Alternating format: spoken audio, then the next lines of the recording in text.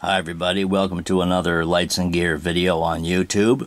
What I have here is a flashlight which was the result of receiving a press release email announcing that this particular company had produced a new flashlight called a USpot, or if you say the term if you say the name just the way it looks on the box, it looks like USpot. Anyway, it's called a USpot, and you can insert whatever joke you want there regarding the USpot. But this came, as I say, as the result of a press release email that I got. I clicked the link and it took me to Amazon, which seems to be the only place that this light is purchasable. It was only about $12 plus postage, and it also claims that they have a 60-day money-back guarantee. So if you don't like it, no questions asked, you can return the light to them. I thought, okay, what the heck, might as well try it out. It also comes with its own battery, or comes with a battery, instead of having to buy one separately. The battery it comes with is a lithium-ion battery, which I'll show you here in a second. But first of all, let's look at the light. This is how it comes, just in this little box. No instruction manual, no nothing. It also came wrapped in this little bubble bag. So, anyway, this is the light. And it has a clickable side switch. It has a pretty decent pocket clip, and this thing here, which I can only assume if you look at it like this, well, it just came off. Anyway, this thing is attached to it, this little ring, and it has a hole here. So I'm going to assume that this perhaps might work as a rechargeable light. So if you have a rechargeable, if you have a charging adapter, which some lights do these days, you would plug that into the side of the battery and charge it with the battery inside. I personally do not have any lights like that, so I can't try it out.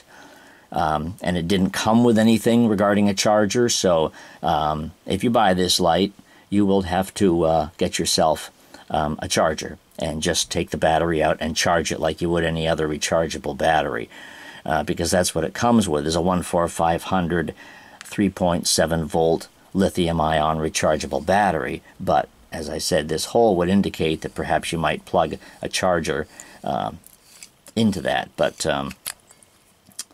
and you can only do that with the lights that are equipped that way.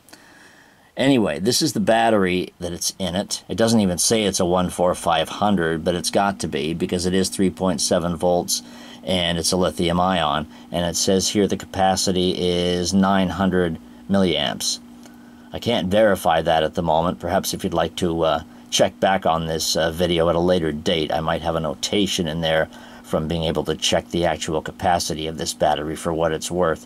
But if you were to get this light, I would recommend you buying yourself some regular 14500 batteries and a regular charger. Now, I'm not even sure if this battery has a protection circuit on it. It may or may not be protected, but it almost looks here on the end like it might be.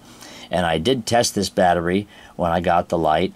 Didn't even turn it on. I just took the battery out and tested it, and it did come to 4 volts, which is pretty good. 4.2 is the standard, is the capacity, or 4.2, you know, is what it would be when it was fully charged, and it came at 4, so I'd say that was pretty good. So anyway, here's the spring, this little spring here inside the bezel, and inside the tube here we have another spring down at the bottom. So I would say that it would probably accept a 14500 that was perhaps of a slightly longer length, if you happen to have any of those. So here you go, plug this in, or, you know, screw this on, put that in, and what you'll get on this light is a high mode, a not so high mode, and a strobe mode. And that's all you get. I thought perhaps the description said SOS, but there's no SOS on this light. There's only 3 modes, and I was pretty sure it said 4. And there isn't much of a description to the light or its specifications. It doesn't say what kind of an LED it is. It is it's a CREE LED, but it doesn't say whether it's an XPG or an XML or whatever, and it's very hard to tell. All it says, I believe, I think it said 3 watt. 3 watt or 5 watt. Might have been 3 watt, but that's all it says, is that it's a CREE LED, And again, and two, I thought it said something about being zoomable or focusable, but there's nothing here to indicate that at all. So what you do with this light, you just press the button, and there you go. You get light. Press it again, and you get lower light. Press it again, and you get strobe, and then turn it off. You can't turn it off from every time you turn it on. You've got to cycle through these modes. So here's high, here's not so high, here's strobe, and there's off. So you can't turn it off from high. You got to cycle through the low and then the strobe in order to turn it off. So let me turn off another light here, and we'll look at it in the dark. And pan the camera up, and here is your high beam, because that's what you get when you press the button. You get high beam. And I press the button again, and I get not so high beam. And I press it again, and I get strobe. And there we are, and off again, and now we turned it on. Okay, so this is a very tight beam, as a matter of fact. So I would say outside you might get a relatively decent range with this, because the beam is so tight, and it does have a very wide spill on it too. So beam-wise, it's not bad at all, and it is fairly white. It doesn't have any crazy bluish or overly blue or yellowish tint to it, so it's a pretty good tint. Now, just as a comparison here, I have another 14500 light, which I'll test it against, and it's hard to say how many lumens this is. It does not say. All it says, it's brighter than 190, I believe it says on the Amazon page. So, I mean, it certainly does look, I think, brighter than 190. What I have here is the Nitecore SRT3, and this has a 14500 battery in it as well. See that? Nitecore SRT3, and this has a 14500 battery, and the beam on this, although this is an XML light, so this is a very wide beam. And that would be one indication that this light probably is certainly not an XML. It's probably more on the lines of an XPG R5 or something like that, given the fact that it's so tight, because you don't get a tight beam like that on an XML light, XML LED. So anyway, as a comparison, here's the Nitecore SRT3, which you get a very wide center beam and a very wide spill beam. And this one is, I believe it has been tested for around 600 lumens on a 14500. It uses other batteries too, but on a 14500 it's around 600 lumens.